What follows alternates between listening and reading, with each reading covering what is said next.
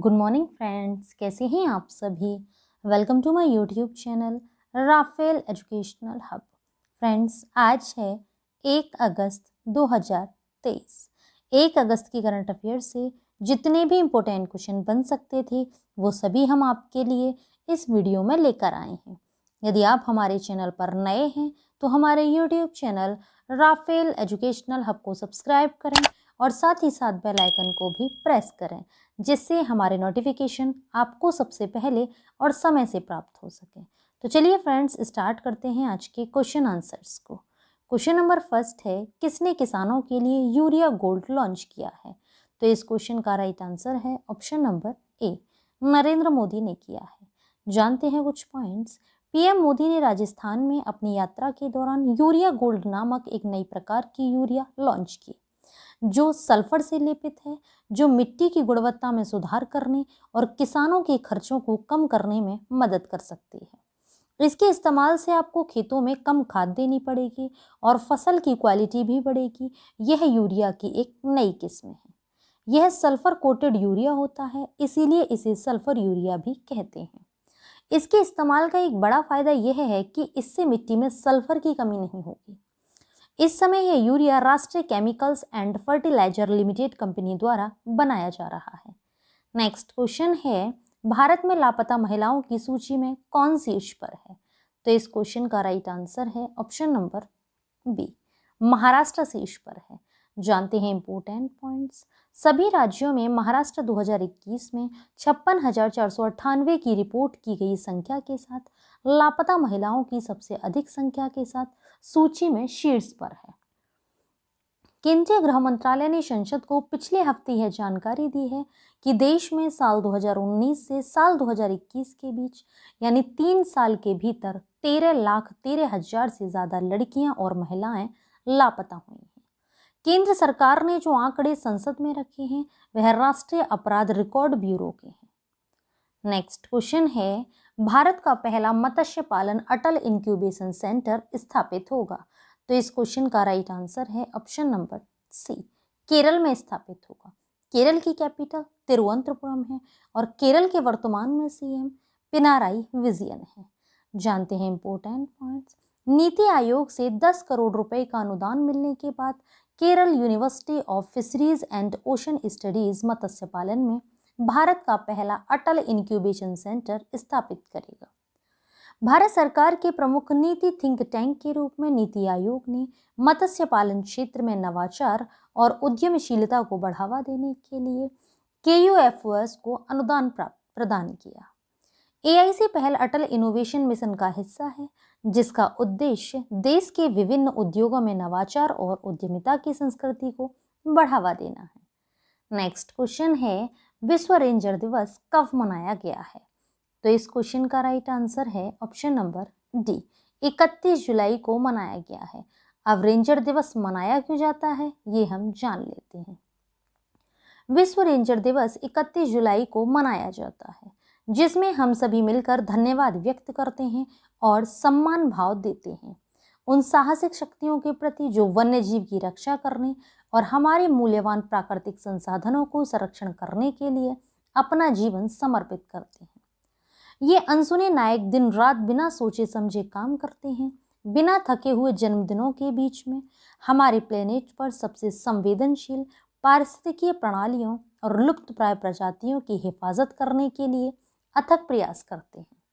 विश्व रेंजर दिवस 2023 का थीम 30x30 है, जो जैव विविधता पर 2022 संयुक्त राष्ट्र सम्मेलन से गति पर आधारित है। नेक्स्ट क्वेश्चन है, डल झील में अपना पहला फ्लोटिंग सेंटर खोलने की घोषणा किसने की है? तो इस क्वेश्चन का राइट आंसर है ऑप्शन नंबर सी, अमेजॉन ने की है। जानते हैं important points. Last point delivery programme I have space के एक हिस्से के रूप में अमेजन इंडिया ने श्रीनगर की प्रसिद्ध डल झील में अपना पहला फ्लोटिंग स्टोर खोलने की घोषणा की थी। स्टोर हाउस बोट में खुला होना चाहिए और श्रीनगर में अपने ग्राहकों को हर दिन डिलीवरी प्रदान करेगा। 2015 में लॉन्च किए गए आई हैव स्पेस कार्यक्रम में भारत के लगभग 420 कस्बों और शहरों में 28,000 पड़ोस और किराना भागीदार है। यह 2 से 4 किलोमीटर के दायरे में उत्पाद वितरित करने के लिए स्थानीय स्टोर और छोटे व्यवसायों के साथ साझेदारी करता है। नेक्स्ट क्वेश्चन है, DSSAR मिशन में इसरो के PSLV C56 रॉकेट द्वारा सिंगापुर के कितने उपग्रह लॉन्च किए गए? तो इस क्वेश्चन का राइट आंसर है ऑप्शन नंबर बी, 7 उपग्रह लॉन्च किए गए। जानते हैं इंपॉर्टेंट पॉइंट्स। भारतीय अंतरिक्ष अनुसंधान संगठन ने श्रीहरिकोटा के सतीश धवन अंतरिक्ष केंद्र से 7 सिंगापुरी उपग्रहों को ले जाने वाले अपने PSLV C56 रॉकेट को सफलतापूर्वक लॉन्च किया। DSSAR एक रडार इमेजिंग पृथ्वी अवलोकन उपग्रह मिशन के लिए एक प्राथमिक उपग्रह है। इसे रक्षा विज्ञान और प्रौद्योगिकी एजेंसी सिंगापुर सरकार का प्रतिनिधित्व करने वाली और ST इंजीनियरिंग के बीच एक समझौते के तहत विकसित किया गया था।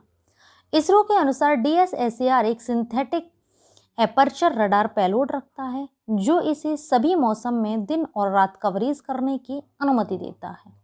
नेक्स्ट क्वेश्चन है, क्रोएशिया ओपन 2023 की फाइनल में एलेक्सी पोपेरिन ने किसको हराया? तो इस क्वेश्चन का राइट आंसर है option number C, Stan Wawrinka को हराया। जानते हैं इंपॉर्टेंट पॉइंट्स। ATP 250 में उमंग में स्टेन वावरिंका के खिलाफ फाइनल जीतने के बाद एलेक्सी पोपेरिन ने क्रोएशिया ओपन खिताब जीता।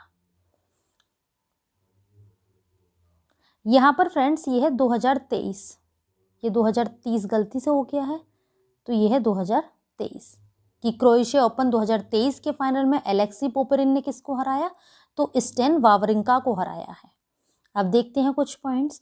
ATP 250 में उमंग में स्टेन वावरिंका के खिलाफ फाइनल जीतने के बाद एलेक्सी पोपेरिन ने क्रोएशिया ओपन खिताब जीता। एलेक्सी पोपेरिन एक ऑस्ट्रेलिया पेशेवर टेनिस खिलाड़ी है। ऑस्ट्रेलिया ओपन 2023 पुरुष एकल खिताब नोवाक जोकोविच ने जीता था। फ्रेंच ओपन 2023 पुरुष एकल खिताब नोवाक जोकोविच ने जीता था और विंबलडन 2023 का पुरुष एकल खिताब कार्लोस अल्कराज ने जीता था। नेक्स्ट क्वेश्चन है, हाल ही में किसने उल्लास ऐप शुरू किया है? तो इस क्वेश्चन का राइट आंसर है option number A, Dharmendra Pradhan ने शुरू किया है। अब उल्लास ऐप ये क्या है तो ये हम जान लेते हैं। केंद्रीय शिक्षा मंत्री हैं धर्मेंद्र प्रधान। इन्हीं ने समाज में सभी के लिए आजीवन सीखने को समझना उल्लास पहल का लोगो, नारा और मोबाइल एप्लीकेशन शुरू किया।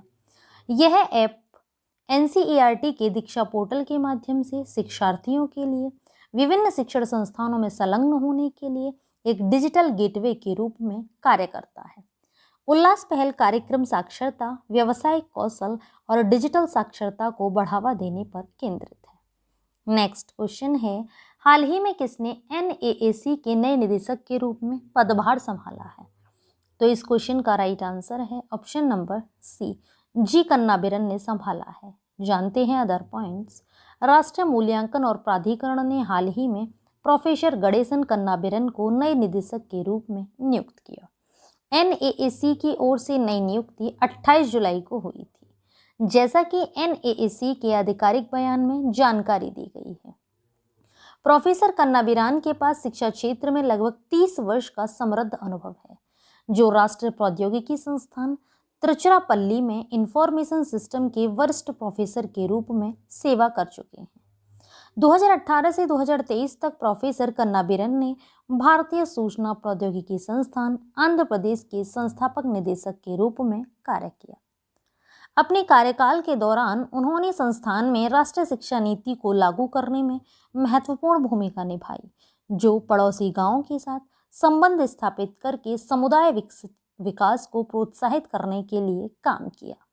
नेक्स्ट क्वेश्चन है, किस उद्योगपति को पहला उद्योग रत्न अवार्ड मिलेगा? तो इस क्वेश्चन का राइट आंसर है option number D, Ratan Tata को मिलेगा। जानते हैं इंपॉर्टेंट पॉइंट्स। महाराष्ट्र सरकार ने दिग्गज उद्योगपति और टाटा सन्स के मानद चेयरमैन रतन टाटा को पहला उद्योग रत्न अवार्ड देने का फैसला किया है। राज्य के उद्योग मंत्री उदय सामंत ने यह जानकारी दी। सामंत ने राज्य विधान परिषद को बताया कि युवा उद्यमी, महिला उद्यमी और मराठी उद्यमी को भी पुरस्कार दिए जाएंगे। सामंत ने कहा कि विशिष्ट लोगों को दिए जाने वाले महाराष्ट्र भूषण पुरस्कार की तरह राज्य सरकार ने रतन टाटा को उद्योग रत्न पुरस्कार देने का फैसला किया है? मुख्यमंत्री एकनाथ शिंदे, उप मुख्यमंत्री देवेंद्र फडणवीस तथा अजीत पवार और उद्योग मंत्री के तौर पर वह इस समिति के सदस्य थे। उद्योग रत्न पुरस्कार एक राज्य स्तरीय पुरस्कार है जो महाराष्ट्र के औद्योगिक क्षेत्र में उत्कृष्ट योगदान देने वाले व्यक्तियों को दिया जाता है। नेक्स्ट क्वेश्चन है, ईपीआईएल का अगला सीएमडी किसे नियुक्त किया गया है? तो इस क्वेश्चन का राइट आंसर है ऑप्शन नंबर बी, शिवेंद्र नाथ को नियुक्त किया गया है। जानते हैं अदर पॉइंट्स। यूपीएससी 1994 बैच के अधिकारी शिवेंद्र नाथ को पीएसईबी सार्वजनिक उद्यम चयन बोर्ड पैनल द्वारा सार्वजनिक क्षेत्र के उपक्रम इंजीनियरिंग प्रोजेक्ट्स इंडिया लिमिटेड में अध्यक्ष और प्रबंध निदेशक की भूमिका निभाने के लिए चुना गया है। नाथ सितंबर 2020 से बीएसएनएल में मुख्य अभियंता के रूप में कार्यरत हैं। इससे पहले उन्होंने जनवरी 2021 तक नया रायपुर विकास प्राधिकरण में अधीक्षण अभियंता का पद संभाला था। वर्तमान में नाथ बीएसएनएल में वरिष्ठ महाप्रबंधक के रूप में कार्यरत हैं। इंजीनियर्स इंडिया लिमिटेड एक सरकारी स्वामित्व वाली भारतीय इंजीनियरिंग परामर्श और प्रौद्योगिकी लाइसेंस कंपनी है। नेक्स्ट क्वेश्चन है, हाल ही में किसने उत्तर प्रदेश में सीएम कमांड सेंटर का उद्घाटन किया है? तो इस क्वेश्चन का राइट आंसर है option number B, Yogi Adityanath ने किया है। जानते हैं इंपॉर्टेंट पॉइंट्स। मुख्यमंत्री योगी आदित्यनाथ ने 30 जुलाई को लखनऊ के लाल बहादुर शास्त्री भवन में मुख्यमंत्री कमांड सेंटर और सीएम डैशबोर्ड का उद्घाटन किया, जिसका उद्देश्य है सरकारी योजनाओं और सेवाओं के लाभ को नीडी और योग्य के लिए सुनिश्चित करना। सीएम कमांड सेंटर और सीएम डैशबोर्ड यूपी सरकार के द्वारा उठाए गए प्रभावी कदम हैं, जो सामान्य जनता की समस्याओं के लिए समय पर समाधान प्रदान करने और सरकारी योजनाओं के बेहतर कार्यान्वयन को सुनिश्चित करने के लिए किए गए हैं।